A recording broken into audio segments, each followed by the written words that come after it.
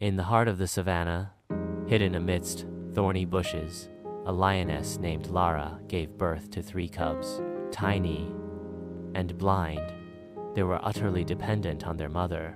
Lara, fiercely protective, stayed by their side, nursing them with her milk. One moonless night, while Lara hunted, hyenas discovered the den. Al esperate, battle, and sueth.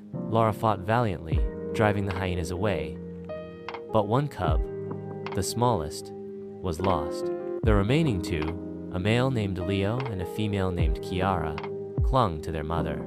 Knowing the den was compromised, Lara moved them to a new, safer haven under a rocky outcrop.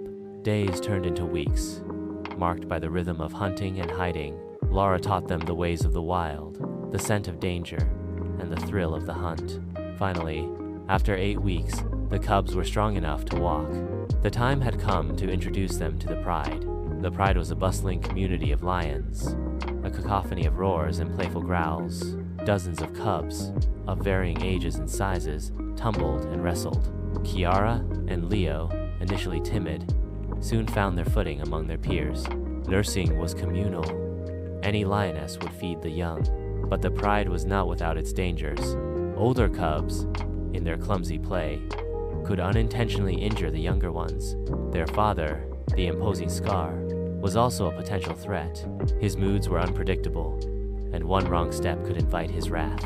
Despite the challenges, Leo and Kiara thrived. They learned to navigate the complex social dynamics, to avoid the wrath of Scar, and to find their place within the Pride. They faced many dangers and hardships, but the bond between siblings and their mother's unwavering love gave them the strength to survive and flourish in the unforgiving beauty of the African wilderness. They learned to hunt, to defend themselves, and to find their place within the complex social structure of the Pride.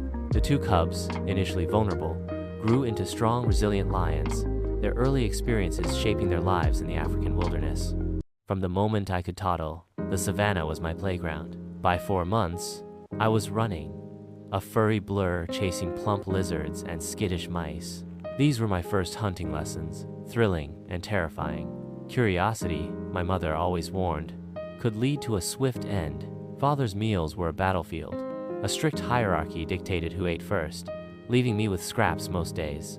Yet, even his harshness couldn't dim the fierce loyalty that bloomed in my tiny heart. One day, a stranger challenged my father's reign, a hulking lion, muscles rippling, his eyes burning with ambition. I watched, my small body trembling as they clashed. My father's roar echoed across the plains, a sound of defiance against the intruder. His victory was ours. The stranger retreated, defeated, and the Pride breathed a collective sigh of relief. By 1 year old, I joined the hunts. I started small, chasing prey into the lioness's ambushes, learning the deadly dance of the hunt, the thrill of the chase, the sharp scent of blood, the satisfying crunch of bone. Yet, every successful hunt was a gamble. A single injury could be fatal. They say only 12% of cubs make it to adulthood. I was lucky. As a female, my path was set. I'd stay with the Pride, hunting alongside my sisters, raising cubs of my own. My brother's fate was different. At 3, he'd be cast out, a nomad in the harsh lands between prides. His journey would be a solitary one, a constant fight for survival. But for now, I was safe, a part of the Pride, my life a rhythm of hunts, meals, and the comforting presence of my family. From the moment I was born, it was a fight for survival. My first hunts were clumsy attempts at catching birds and monkeys, small prey compared to the mighty beasts that roamed our savannah. I scavenged scraps from kills, a risky business that often led to dangerous confrontations. Yet, I learned.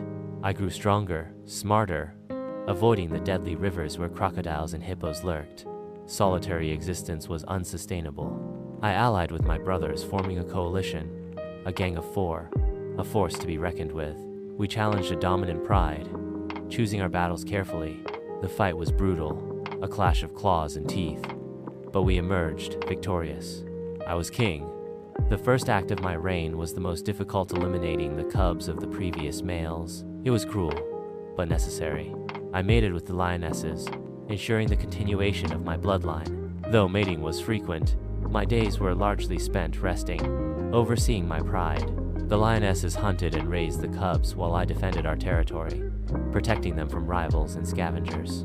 15 years passed, 15 years as king. Age brought weakness, vulnerability.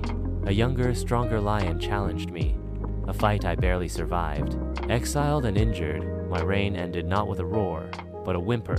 Alone and unable to hunt, my days numbered. The circle of life, harsh and unforgiving, continued. The old lioness, Asali, watched the cubs tumble playfully in the tall grass. Her reign as pride leader was over, her strength waning with age. Scars crisscrossed her amber fur, each a testament to battles fought and won. She remembered the thrill of the hunt, the fierce protection of her cubs, the weight of responsibility. The younger lionesses, sleek and powerful, now led the pride, their roars echoing through the savannah. Asali felt no bitterness. Her time had passed.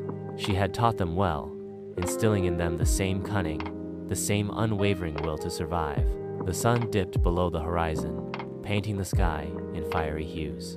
Asali closed her eyes, the scent of dust and dry grass filling her nostrils. The cubs' playful yelps were a lullaby, a comforting sound that filled her with a sense of peace.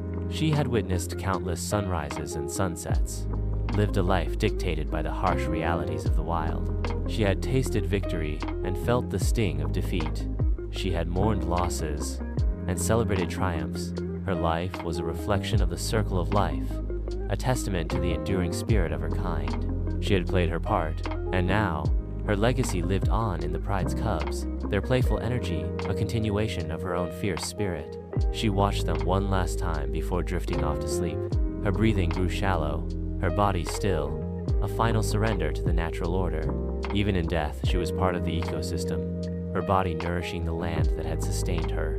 The cubs, unaware of her passing, continued their game, their future secure, carrying within them the legacy of their proud ancestor.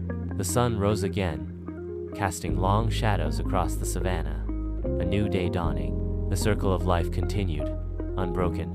Asali's story, a testament to her strength, survival, and the harsh realities of nature, remained a silent echo in the wind.